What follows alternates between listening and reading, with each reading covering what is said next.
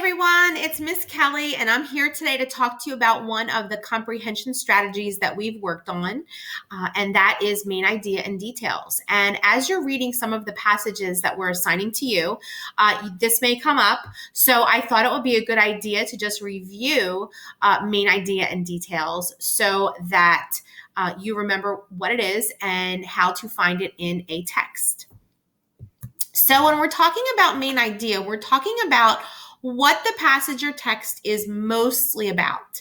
So if somebody were to say to you, what is that story about? And you gave them like a one sentence summary, that would be the main idea, what it's mostly about.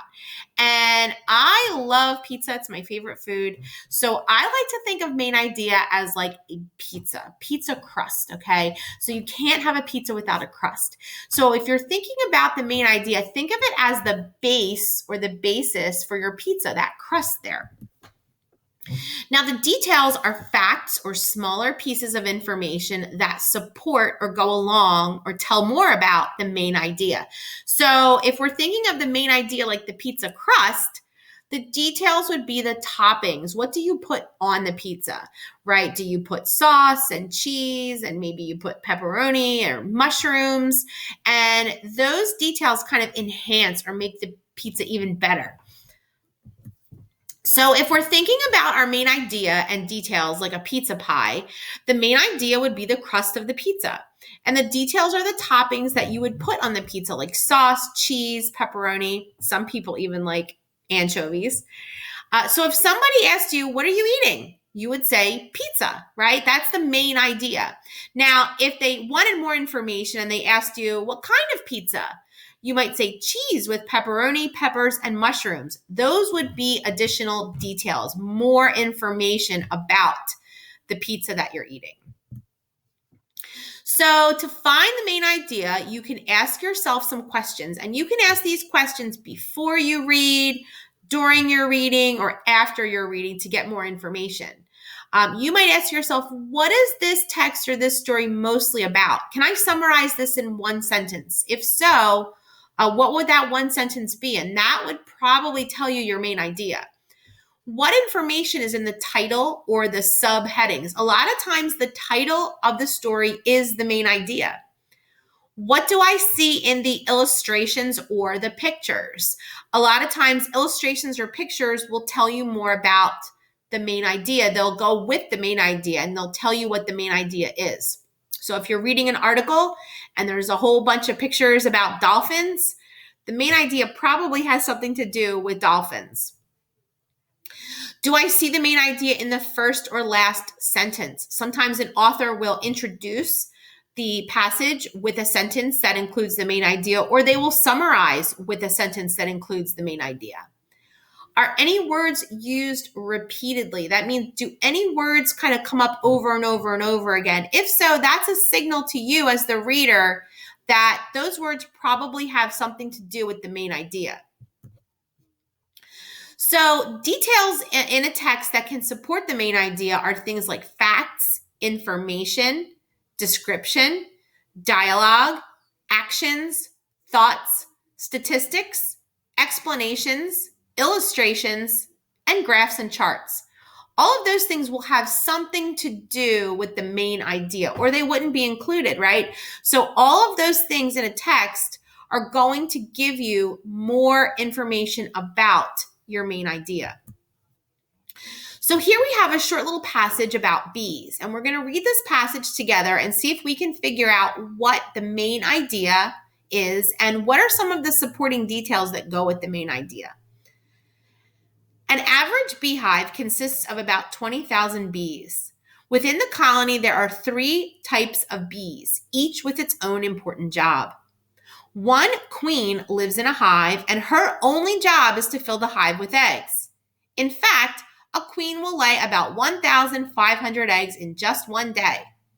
Male bees are called drones. Their only job is to mate with the queen. Worker bees, on the other hand, are extremely busy. They are female bees that lay no eggs.